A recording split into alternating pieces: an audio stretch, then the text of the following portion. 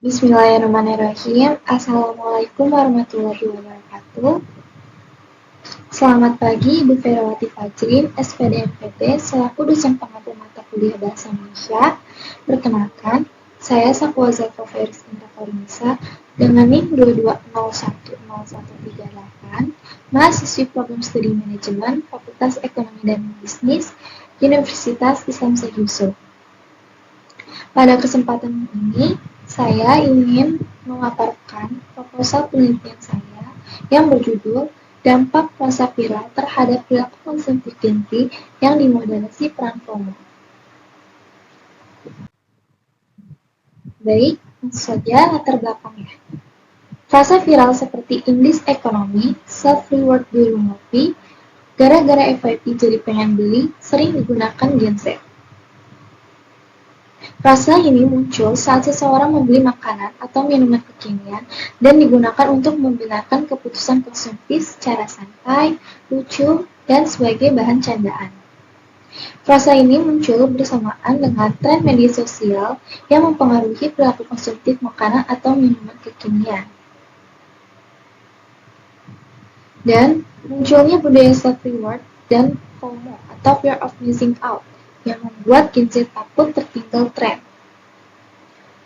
Fenomena ini sangat terlihat pada Gen Z di Jakarta yang sangat aktif di media sosial. Mereka tumbuh di tengah arus informasi yang sangat cepat dan paparan tren yang terus berganti. Dengan tingkat konsumsi yang tinggi, Gen Z Jakarta menjadi kelompok yang rentan terdorong untuk membeli karena pengaruh sosial dan frasa-frasa viral yang mereka temui setiap hari. Oleh karena itu, saya tertarik untuk meneliti bagaimana frasa viral dapat mempengaruhi perilaku konsumtif Gen Z dan apakah FOMO memperkuat atau memperlemah pengaruh tersebut.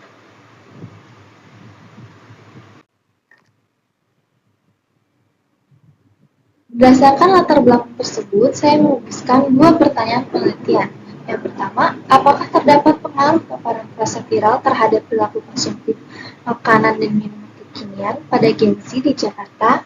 Yang kedua, apakah FOMO memoderasi pengaruh frasa viral terhadap perilaku konsumtif Gen Z?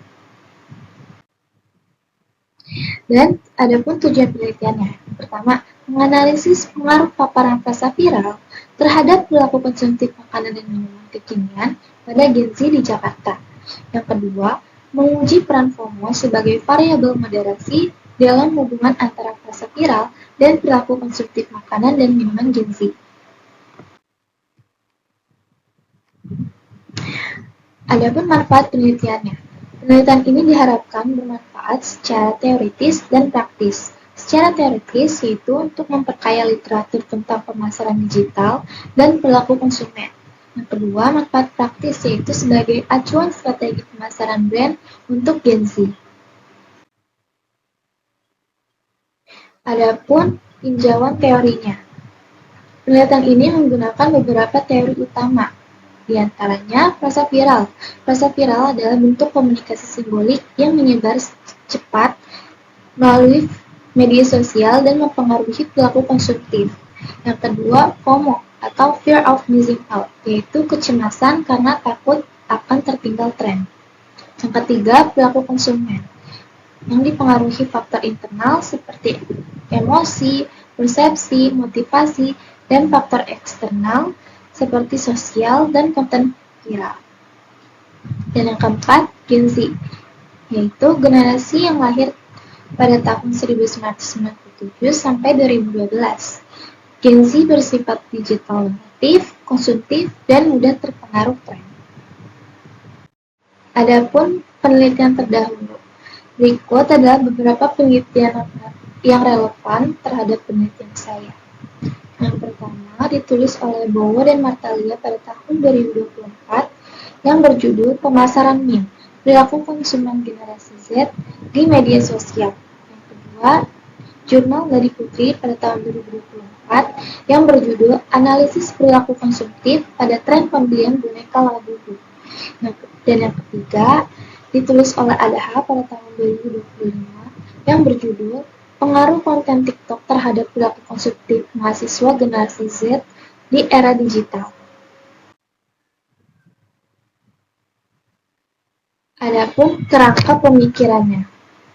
Dalam kerangka pemikiran, frasa viral berperan sebagai variabel independen X dan perilaku konsumtif sebagai variabel dependen Y dan FOMO sebagai moderator atau sebagai M. Nah, dari kerangka tersebut saya merumuskan dua hipotesis. Yang pertama, H1, yaitu pengaruh frasa viral terhadap perilaku konsumtif Gen Z. Yang kedua, ada hipotesis 2, H2, efek moderasi FOMO pada frasa viral terhadap perilaku konsumtif Gen Z.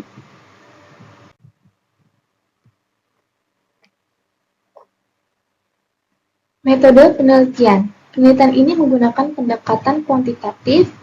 Data yang diperoleh adalah dari responden melalui survei online yang menggunakan Google Form. Sumber data primer, itu berasal dari kuesioner responden Gen Z Jakarta, dan sumber data sekundernya berasal dari data Publix, kata data, BPS, jurnal, dan artikel. Ada pula populasi dan sampelnya.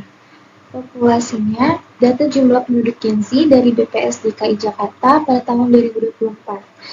Dan yang dituju adalah Gen Z yang berusia 13 sampai dengan 27 tahun yang berdomisili di Jakarta dan aktif di media sosial. Sampel yang dibutuhkan sebanyak 150 responden dan teknik yang digunakan menggunakan teknik purposive sampling. Adapun instrumen dan analisis datanya. Aplikasi pengolahan data yang digunakan menggunakan SPSS, yaitu Statistical Package for the Social Science, dan skala pengukuran yang digunakan menggunakan skala Likert 1-5. Uji kualitas data yang digunakan adalah uji validitas, uji reliabilitas, dan uji asumsi klasik menggunakan 5. Yang pertama, uji normalitas, yang kedua, uji multikolonialitas, yang ketiga, uji heteroskedastisitas, yang keempat, uji autokorelasi, dan yang kelima, uji linearitas. Adapun uji hipotesis yang digunakan, yang pertama menggunakan uji F, yang kedua menggunakan uji T, dan yang ketiga menggunakan uji interaksi moderasi. Baik, sekian presentasi mengenai proposal penelitian saya. Apabila ada kekurangan, mohon dimaafkan. Wassalamualaikum warahmatullahi wabarakatuh.